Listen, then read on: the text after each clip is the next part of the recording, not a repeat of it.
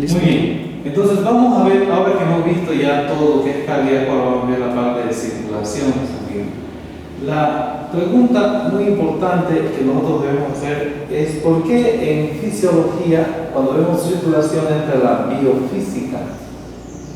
Y obviamente la biofísica está relacionado con el mecanismo físico que un líquido, teniendo 3 o 4 veces más la densidad del agua, ¿cómo es que puede circular por unos vasos sanguíneos tan microscópicos, mucho más delgado que los cabellos, y hacerlo en un minuto, vamos a decir, de manera que pueda circular 5 litros de sangre en un minuto? Entonces, ¿qué es esa situación? Entonces se ha estudiado la biofísica para responder a este fenómeno y vamos a ver que sí es real y que sí es importante. Gracias a esa biofísica vamos a poder responder que existe una fuerza que hace que la sangre circule, a eso se llama presión, y una que se opone a la circulación sanguínea, que es la resistencia. De tal suerte entonces que gracias a la presión y a la resistencia la sangre circula por el organismo. Cuando la presión sube, la resistencia debería aumentar y obviamente si la resistencia sube, la presión también aumenta. Vamos a ver más adelante. ¿Qué vamos a ver en este tema? Una visión general de circulación, la física de la sangre y la presión, y de los dos vamos a estudiar lo que es el flujo y vamos a ver qué es la resistencia. En ese entendido vamos a ver que la circulación sanguínea depende de la presión y de la resistencia, y el flujo nos va a garantizar que la sangre llegue a un lugar determinado por estos dos fenómenos que vamos a ver a detalle más adelante. Entonces, de todo, lo importante es que la sangre fluya, y para que haya flujo sanguíneo debe haber una buena presión y una resistencia leve. Vamos a ver más adelante. Seguimos. La sangre circula por vasos sanguíneos llamados arterias y venas. ¿Cuándo es arteria? Cuando el vaso sanguíneo saca sangre del corazón, en este caso de los ventrículos. Los ventrículos bombean sangre a las arterias. De tal suerte entonces que una arteria es cuando saca sangre del corazón. Una vena es cuando retorna la sangre al corazón. Yo digo vena a todo aquello que haga que la sangre retorne al corazón. ¿Dónde retorna? A las aurículas. De tal suerte que tenemos una arteria que sale del ventrículo izquierdo llamada aorta, lleva todo el organismo, y unas venas que retornan la sangre a la aurícula derecha, llamadas venas cavas. Pero también a eso se conoce como circulación mayor. ¿Qué es la circulación menor? Cuando la sangre del ventrículo derecho sale a través de una arteria, en este caso la arteria pulmonar, y de los pulmones retorna a la aurícula derecha, izquierda, y a través de la arteria pulmonar. Entonces, todo lo que sale del corazón a través de un vaso de arteria, y todo lo que llega a través de los vasos a la sangre al corazón son venas. El ciclo cardíaco se inicia con la sístole, ¿verdad?, de la circulación mayor, va a todo el organismo y retorna al ventrículo derecho. Del ventrículo derecho se bombea al pulmón, del pulmón a la sangre, a la aurícula izquierda, y de ahí otra vez se inicia el ciclo. Cada que el corazón expulsa sangre a la aorta se llama bombeo cardíaco, y si lo hace en un minuto decimos que es gasto cardíaco. Entonces el gasto cardíaco es la cantidad de sangre que el ventrículo izquierdo bombea a la aorta en un minuto. Entonces, si ustedes ven, los vasos son gruesos, hay vasos de gran calibre, del grosor de nuestros dedos gordos, y hay vasos de mediano calibre, y hay vasos que son de pequeño calibre, y luego de los de pequeño calibre vienen lo que llamamos nosotros, obviamente, las arterias de pequeño calibre, luego vienen las arteriolas, luego las metaarteriolas y luego los capilares. Entonces los capilares, el diámetro más pequeño de un capilar es 5 micras. El diámetro más grande de un vaso sanguíneo es hasta de 2 a 3 centímetros de diámetro, es grueso. Las arterias tienen menos calibre que la vena paralela a ella, en el sentido de que las arterias son paredes más gruesas y las venas son de paredes mucho más delgadas, ¿no? Entonces, si bien es cierto, miren el mismo tamaño, la arteria y la vena de un solo tejido, pero la luz de la vena es mucho más amplio por el grosor de la pared que tiene la vena en relación a la arteria.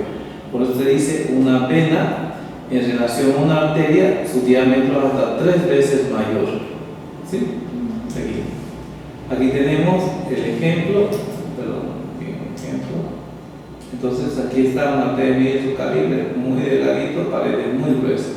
En cambio las venas no es así, y el capilar obviamente es bastante microscópico y muy estrecho, que solo puede pasar un glóbulo rojo a la vez, uno tras otro. Aquí tenemos lo mismo, aquí tenemos que esto sería una vénula, ¿no es verdad? Y las venas de mediano, pequeño, microscópico, pero estos son capilares venosos. Estos son esfínteres que regulan el paso de la sangre, son músculos, pero en forma de anillo. Por esa característica de tener estos esfínteres, los capilares, antes de llegar a ser capilar, se llaman metaarteriolas. ¿Sí? Vamos a ver aquí. Entonces, la presión garantiza que la sangre circule de un lugar a otro.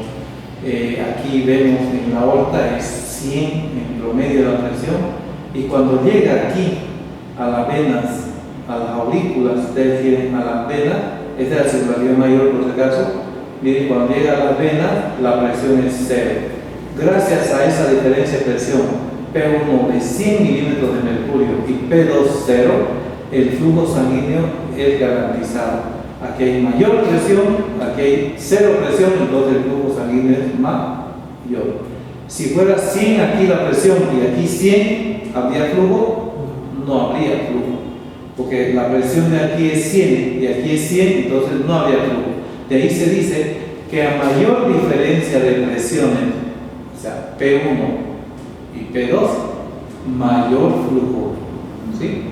Si fuera 100 y 100, no hay flujo. Si fuera 100 y 90, ya hay flujo, pero no es muy fuerte. Pero si fuera aquí 50 y aquí 100, entonces el flujo es mayor que si fuera 90 aquí. Y si es 0, entonces obviamente el flujo es mucho mayor. Pero la verdad es que a mayor diferencia de presión, mayor flujo, pero existe un problema: la resistencia. Cuando la resistencia es mayor, hay menor flujo. Entonces, la fórmula decimos que es flujo es igual a diferencia de presiones sobre resistencia. O sea, otra palabra, inversamente proporcional a la resistencia. A mayor diferencia de presiones, mayor flujo, pero a mayor resistencia, menor flujo. Y eso es real. A ver, les voy a dar un ejemplo. Cuando nosotros estamos en el jardín y hay poca presión de agua, en la pila la presión es baja y en la punta de la manguera la presión es 0.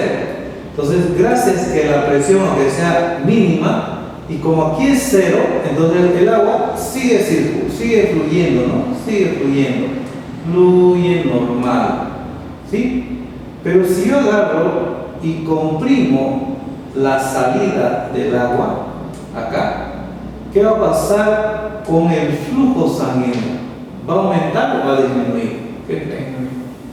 Va a disminuir, pero va a haber mayor velocidad de flujo, pero no va a ser que va a haber más agua.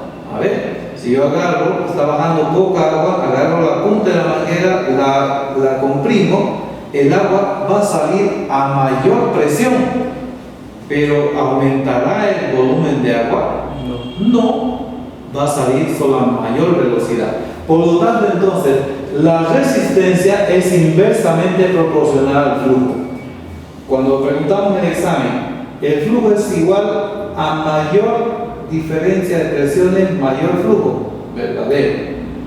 A mayor resistencia, mayor flujo, falso. A mayor resistencia, menor flujo. Otro ejemplo que les podemos dar es cuando en las carreteras, ¿no es verdad? Aquí en Bolivia no hay carreteras muy anchas, ¿no? Pero en otros países hay carreteras de 5, 6, 8 carriles. Entonces, ¿cómo es el flujo si hubiera solo 2 carriles?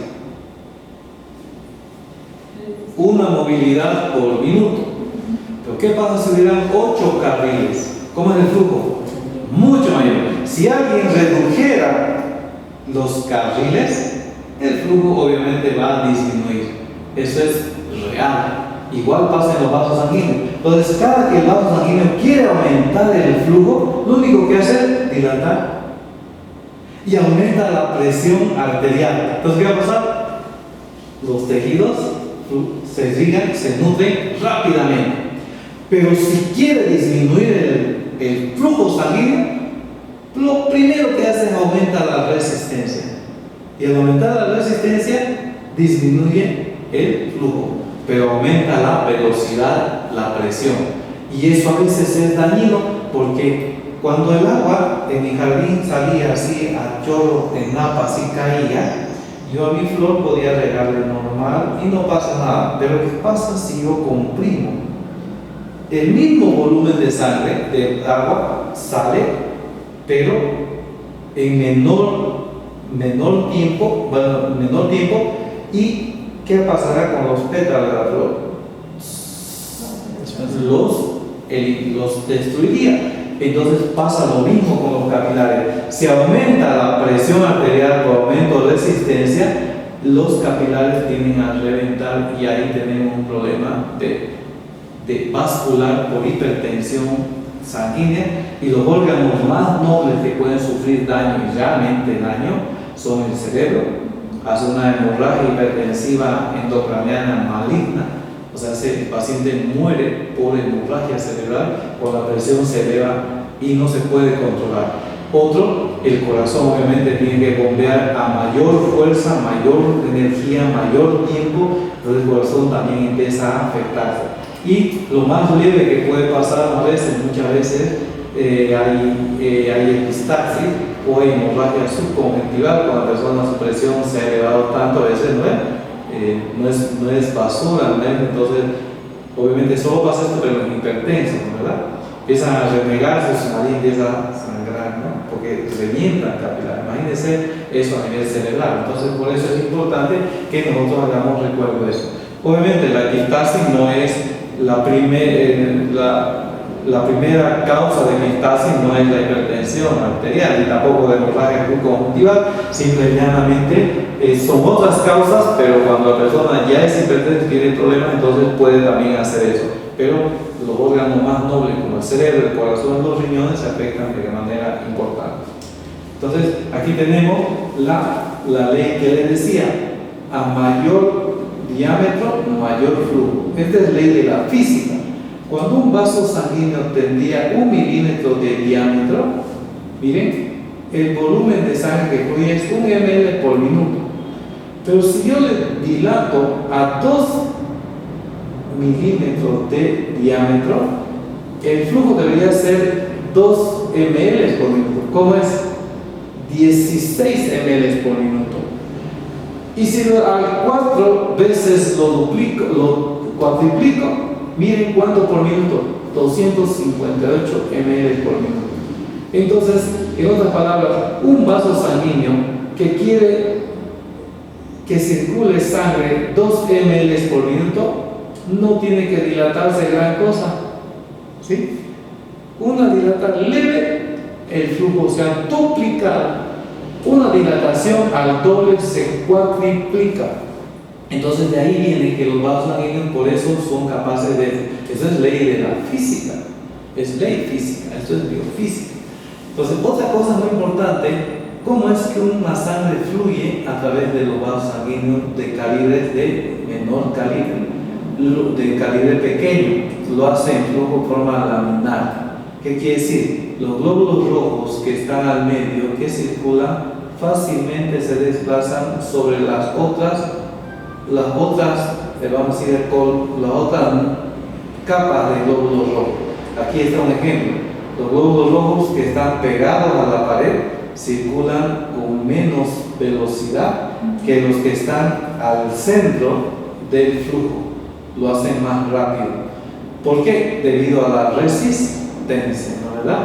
Cuando nosotros estamos saliendo de un lugar muy estrecho, los que se pegan a la pared no podrían avanzar rápido, ¿sí o no? ¿Verdad? ¿Alguna vez ha pasado cuando van a los exámenes, están subiendo las gradas, los que se pegan a la pared, listo, están? ¿Quiénes avanzan? Los que están al medio. Debido a eso se llama un flujo laminar. Cuando no hay flujo laminar, disminuye la velocidad de la circulación de la sangre y por lo tanto disminuye el flujo, disminuye el volumen de sangre en los tejidos.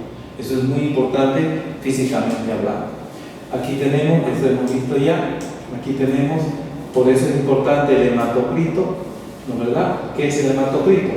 Que es el porcentaje de glóbulos rojos que existe en relación a la sangre. O sea, estos 10 ml de sangre, ¿no? Aquí, por ejemplo, si decimos aquí 10 ml de sangre, por ejemplo aquí 65, 68% es glóbulo rojo. A eso se conoce como hematocrito. Normalmente debería ser 40, 45%. Entonces, cantidad de glóbulos rojos por volumen de plasma, ¿verdad? En sangre. Una persona normal debería tener 45, 46% de glóbulos rojos. Pero una persona que tiene, por ejemplo, 20% tiene anemia. Y una persona que tiene, en este caso, casi 70%, a esto le llamamos poliglobulia. O sea, es un paciente que está su sangre muy densa, muy pesada, muy difícil de circular. A estos pacientes hay que hacerles sangría, ¿verdad? Se les saca sangre, se le pone suero fisiológico para disminuir el glóbulo rojo, porque su sangre es muy densa, muy espesa y tienen problemas. Entonces, de ahí viene la importancia del hematocrito.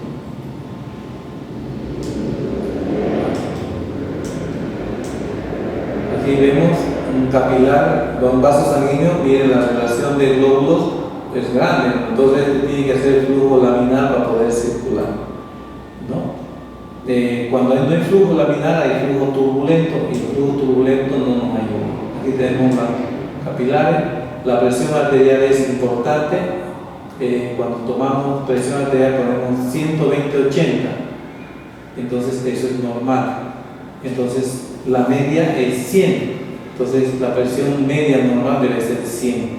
¿Para qué? Para que garantice el flujo sanguíneo en este caso, ¿verdad?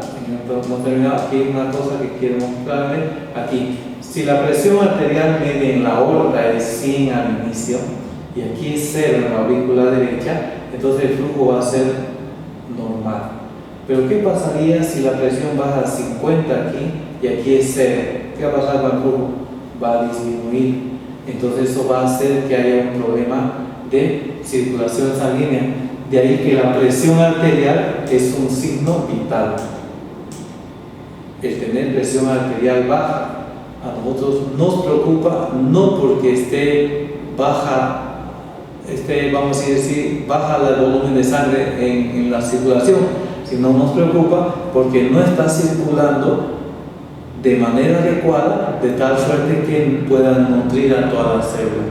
Eso es muy importante a la hora de tomar la presión arterial. Igual entonces que les decía, la temperatura es vital, la presión es vital. Y en ese sentido es que tenemos que tener mucho cuidado cuando tomamos la presión arterial. Eso sería todo. Si hay alguna pregunta, estoy dispuesto por el mecanismo que hemos visto, por medios sociales, no estar comunicado. Gracias.